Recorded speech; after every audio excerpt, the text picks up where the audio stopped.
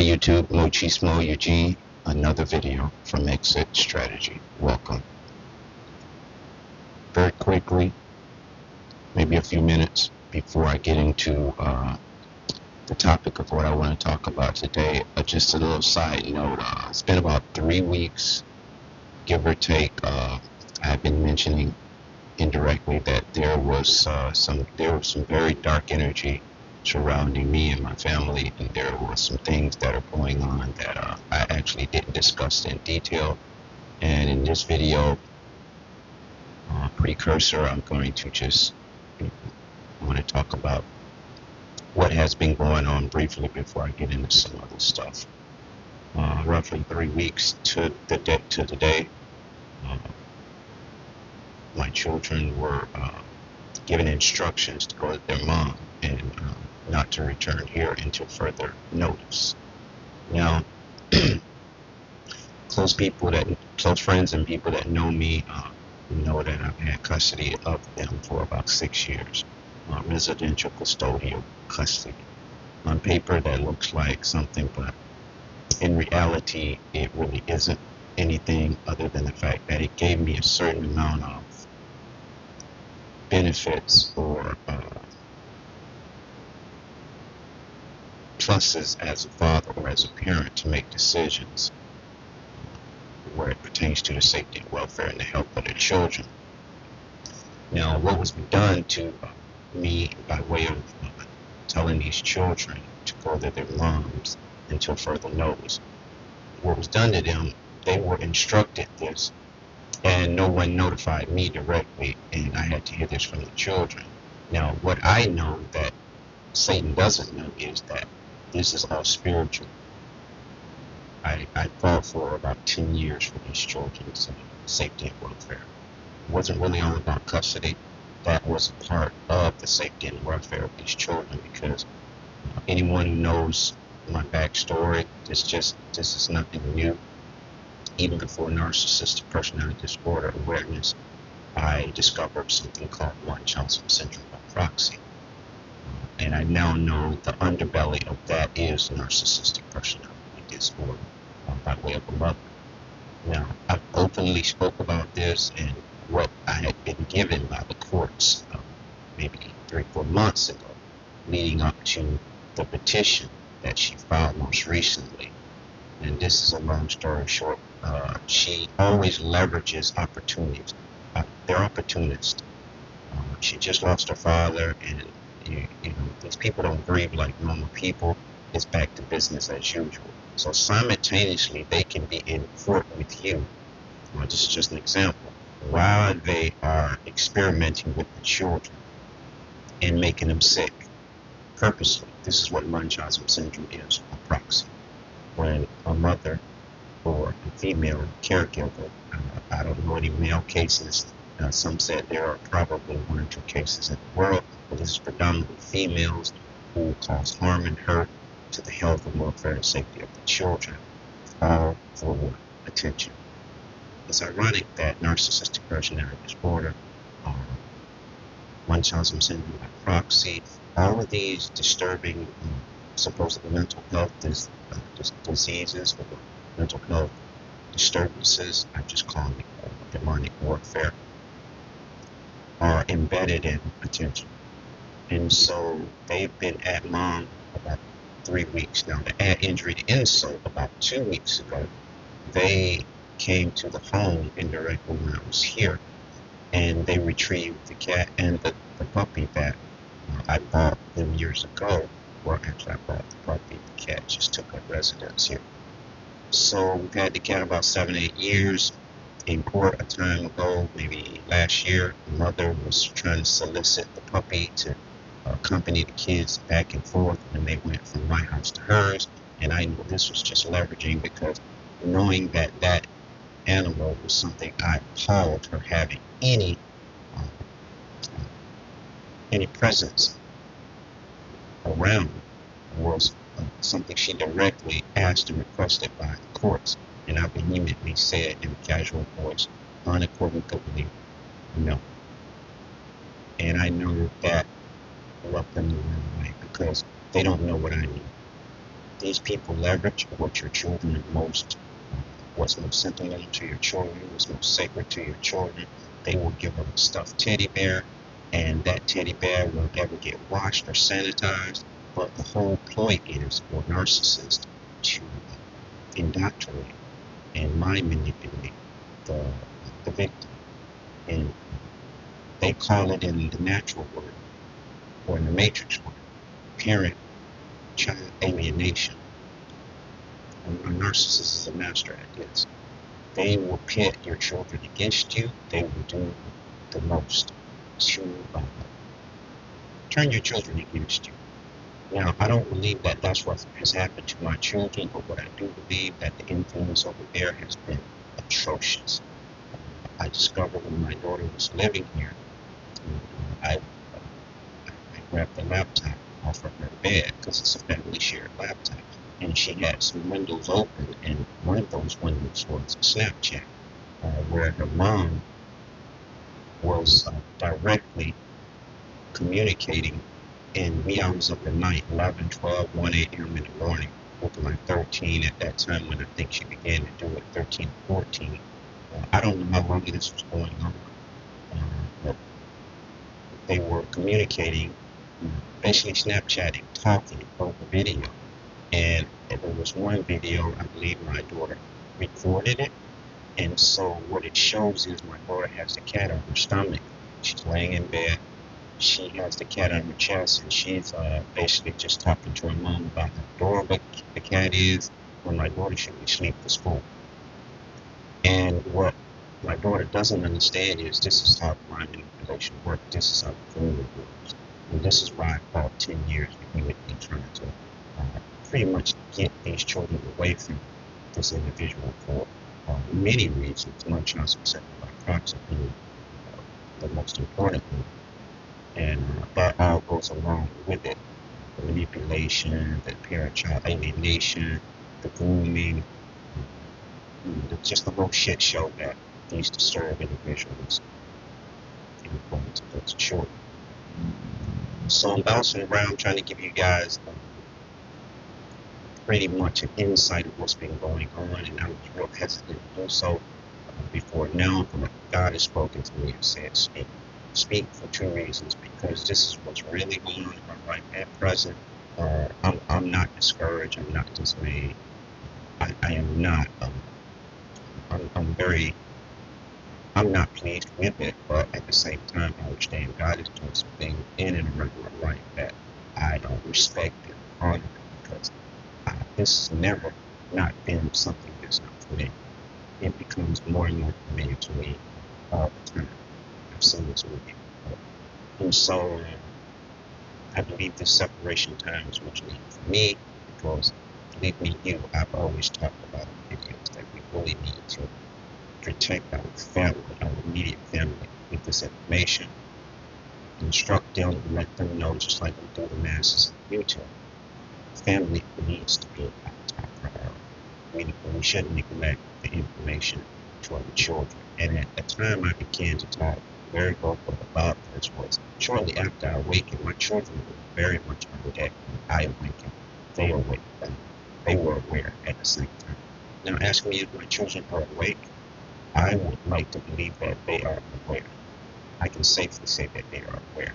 But I believe that they're hesitant to become very attuned to this, because what it will do often will make even us as adults, we shy away from going deep. We won't deep dive, because hesitancy is there because we don't want to see some of the things that we're about to reveal by way of the insight and intuition. Looking deep within all of the situations we've endeavored, coming to a conclusion that it was the empty bucket. It was all for nothing.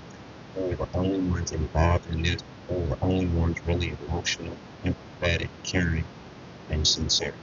So that's a hard-pressed thing for even adults. So at 14 years old, as they are, twins, boy and girl, doing well, very healthy, mind you, me, but she continues to take them to the doctor, because this is her addiction. She'll go in the waiting room and she'll sit there and talk with total strangers about medical jargon, and go on and on and on. She was in nursing school shortly after we began this custody battle in 2010-11, and it ended around 2016, or actually the children were born in 2009, so shortly after 2010. So anyway, uh, they, um,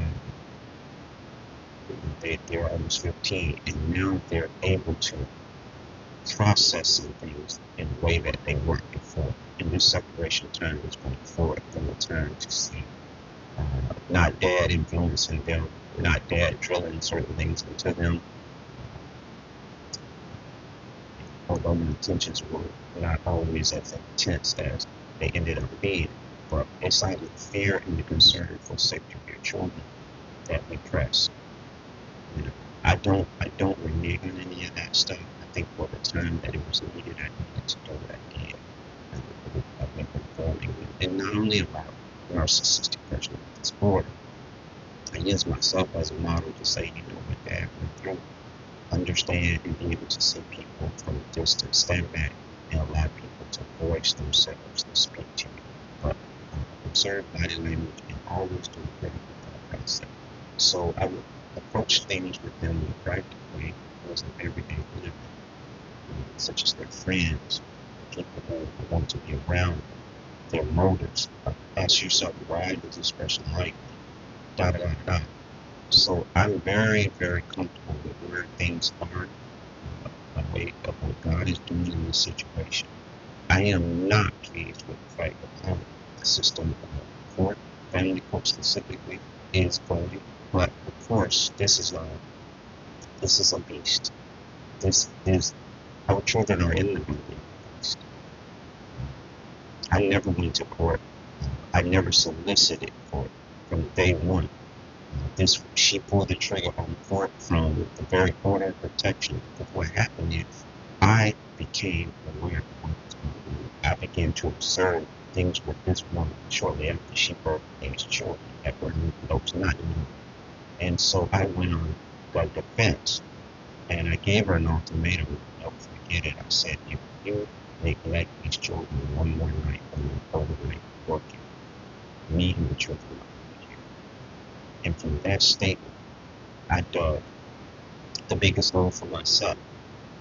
And because of what happened, and shortly thereafter, she went on an onslaught of, I need to smear, discredit, and thereby getting this guy disconnected and distanced from me. So she gave me this little ploy. My mom and dad needs, they want to move to New York to get closer to the grandparents.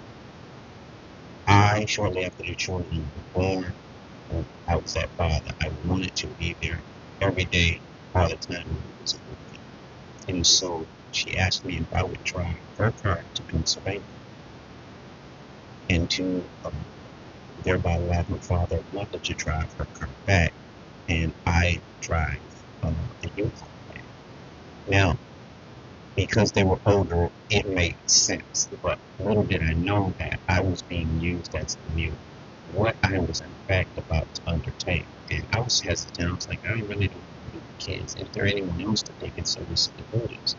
And I'll never forget it. She said it rolled off like honey. And this is how awakened empaths see things differently now. But pre-awakening, I didn't. I had an intuition that it didn't sound right, and I'll tell you what I mean by that. It rolled off her lips like honey. She said, well, they really want you to do it because, you know, your family. And I took it with line and sinker. As hard as it was to break away and be away from the kids for days, I committed to doing this. So what I noticed was on the drive up there, she was texting and calling me almost every hour. But on the way back, she was relentlessly texting and calling me. How far are you? How far are you? How far are you? If any of you got this kind of situation where the individual you're involved with, you perceive that they could be a narcissist, this is one of the key signs They will blow your phone up. They will continue to want to detail your whereabouts every step of the way. What they're doing, they're probably in bed with a new supply. They're doing something atrocious and disrespectful and violating towards that relationship. So know this. So I went and I drove this U-Haul back. And in doing so, when I moved them back here to upstate New York, it was shortly thereafter that she, one morning I came home from overnights at work and I said, she said, there's some white spots under one of the kids' tongue. And I think it's coming from the front of them. I'm giving them the bottom, so I'm going to take them to the doctor to let them check. And I said, okay, I'll go with you. I just worked an 8-hour shift, but when I would come home, I would get a whole new sense of energy. And so she said, she said, no, you don't have to go, you can just sleep, you know you're tired. And so one mind said, well, I was about to say, no, okay. But I relented and I just basically said, well, okay. And I went on to go to sleep. And I slept for what I believe was probably an hour, maybe two. And right now, I got off work at about 7 a.m., so now it's about 10, which is almost 3 hours later. No alarm clock, something instinctively woke me up. And that instinctive alarm was the intuition. God woke me up. Because I didn't sense the kids were around, I didn't hear anything, so when I popped up, looked at my phone, and I think I called. Yeah, I called. I called her phone. When I called it, there was silence. Normally when you call somebody, they will say hello. Call, and it was just a stark silence. Right then and there, the only thing I attributed this to of my silence in return to that silence was God immediately kicked my intuition into overdrive, and I knew right there something was awry. And that something was God spoke to me instinctively and said, she is trapping you with a plot. And I had already given an ultimatum, so all these things culminated in my thought process. And this was probably days ago or a week ago. And so I knew in surmise right away by her silence that she was cooking up something. And lo and behold, she was cooking up. She was possibly at the police station when she received that phone, filing bogus restraining orders, stay away. And on top of that, there's a piece of paper called an emergency vacate. All you women who don't know what that is whereas, and I'm really hesitant to tell you what this is, but like the empaths and chosen ones, women and men, you really probably need to know. And an emergency vacate supersedes a stay away and refrain and form of protection. It is where the state police, it's a piece of paper granted to someone who claims to be in fear for their life by way of verbal abuse, physical abuse, or threats. To which none of this was the case other than ultimatum, and I stand on that to this day. Of if she didn't care for those children, being in trouble. That was ugly. So this is a piece of paper where the state police comes in and they supervise as you have 2 hours, 120 minutes to extract any and everything that you have ever put in their residence that belongs to you. In many cases, you will be able to take some stuff if that person says no, it's not yes. And they'll tell you, the cop will tell you, okay, that is not, that is a federal court matter. We can't intervene. If she doesn't want you to take certain things, you can't. And in this case, men. I don't know if it's given to men, but I know it's given to men. You have 2 hours to get everything that you can possibly get in 2 hours into. Exit that premises, never to return again without the state police. If you do, you will be arrested on the site. And so this is a vicious piece of paper. I didn't even know such a piece of paper existed. So, and this is 19 minutes, 20 minutes. I'm going to just start a whole nother video about the topic of today because I knew that this would lead, but I do need you guys to know what really is going on with this. So this is going back to the beginning of this 15-year deal. And I fought from day one and relentlessly 20 something arrests by way of all this vicious order protection, stay away, refrain. They gave up everything with no proof of any violence, anything, not even burglary, which is what she did. But I'm telling you, you need to put your stuff together and become responsible for these children and it's entrusted to you.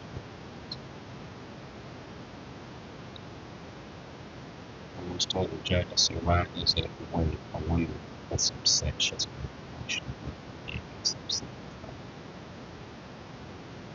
I said, violence is action. First of all. And so these are the things that God was giving us sight because what the courts want to do, they want to play around the back of the narrative. And the narrative has worked since the beginning of time. It worked when Potiphar's wife, I believe, accused Joseph or one of the men of God of trying to rape her. But in fact, she seduced him into her room. She tore off a piece of his garment as proof. It was proof that he was there in her presence, and it worked. So there's nothing new with the sun. So I want you guys to just know, I'm going to leave it with that. But that piece of paper became a very vicious piece of paper. I believe I was arrested over the course of 6-7 years, probably about 30 times. One time I got arrested at the park after a little football game, Pee-wee football game. My son asked me could he take his jersey off. This is when the children were with mom and we were all walking off the field together. And my little kid asked me, Dad, can I take my jersey off? I'm hot. And I said, sure, take it off. And because he asked me, she immediately retorted, wait until you get in the car. And anybody knows football gear is very hot. And it was 70, 80 degrees. And so she tortured this kid. And when she did that, I immediately said to her, what is the problem? Why can't he take his jersey off? And so I resumed walking towards the car. And she had some slick things to say to me. And I think I said some stuff to her like you're really a dark individual. Didn't know at the time that I was awakening to what real dark energy is, which is narcissistic personality disorder. And so, somehow or another, I think I tried to intervene and take his jersey off, and she came over and she tried to get between me and him. And I politely told her, you need to cease and desist, blah, blah, blah. And so she made that out of everything, got on the phone, called the police. She would call the police just because she could. I stayed around and said, I'll stay here, no problem, I don't care. And then it was an individual, his brother came home and said, hey, I saw everything, man. You didn't do anything, I'll wait here until the police come if you want me to. I told him, no, you don't have to, man. I saw all these people around here. Nobody saw me here. And so they came, she gave her a little spiel. I pushed her, the kids saw everything. I was putting the stroller in the back of the SUV. And the kids were strapped in the back seat. And we turned around and they saw everything. That was her undoing because she couldn't lie. But I went to jail that day. My truck was impounded because it was left in the park. And it was impounded for, I think I stayed in jail for 4 weeks. Long story short, I lost the truck because the impound fee was so astronomical. And the kids loved the trucks. We used to go to the beach all the time on the truck with pickle raft and everything. Inflatable rafts and all the picnic chairs. Just throw them in the pickup truck. Be beautiful day. I say, hey guys, what are we going to do? We're going to the beach. And they would just beam up because they're water babies. So I lost that truck as a result of that.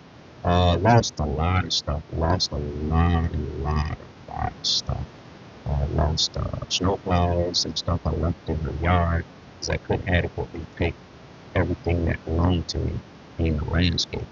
I had a lot of property in the yard and around the place. So I got what I believe it was most valuable to me at the time, and then I was contemplating going back to get the rest, uh, to which I never did, and she sold it all off. And this is what they do. They sell your stuff like it's their own. They do atrocious things.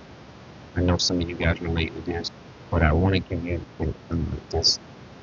I want to give you this message to tell you, everything that you lost, it wasn't meant to keep. And so now, full circle, I haven't reached out to the courts. I haven't responded to anybody because of why. They were supposed to contact me and notify me. God told me, be silent, stand still, and see what I do. And so this is what I'm going to do. My counsel didn't contact me. I've reached out to him several times to help us make sense, as I said in another video, to no avail. So nobody is talking. Everybody's gone silent.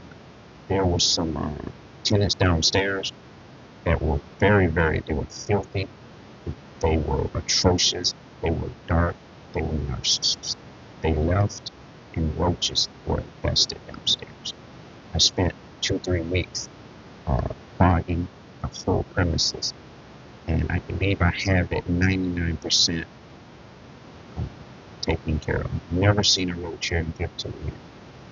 And so, which has been my primary residence right here.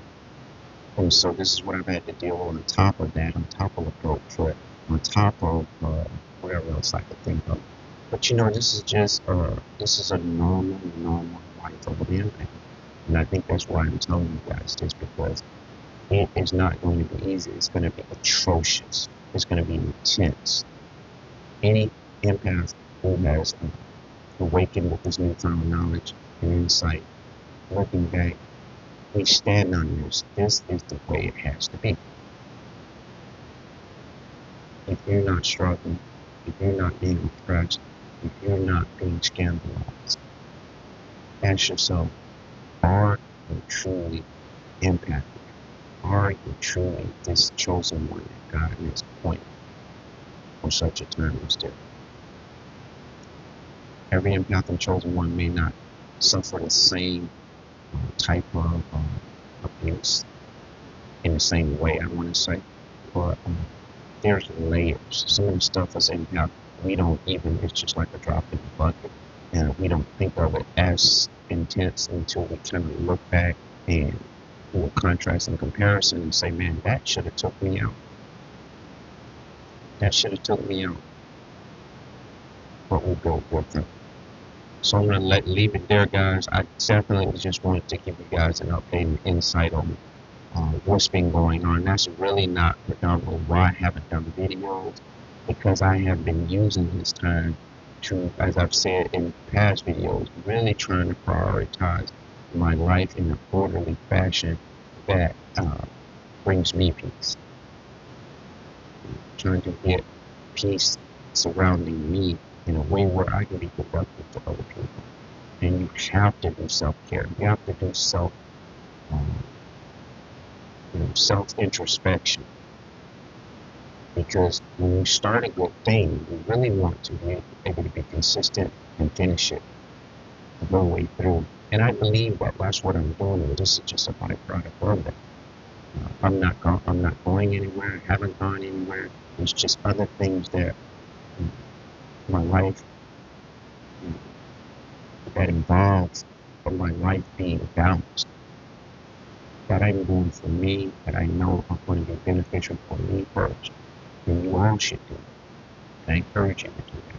But this is just serving to tell you guys that somebody's going through this stuff. And in comparison, there's somebody that probably is going through more and more worse and more intense of spiritual battle than I just pointed out in my life. So just take cheer and just, keep the faith and keep praying and ask God to just lead you.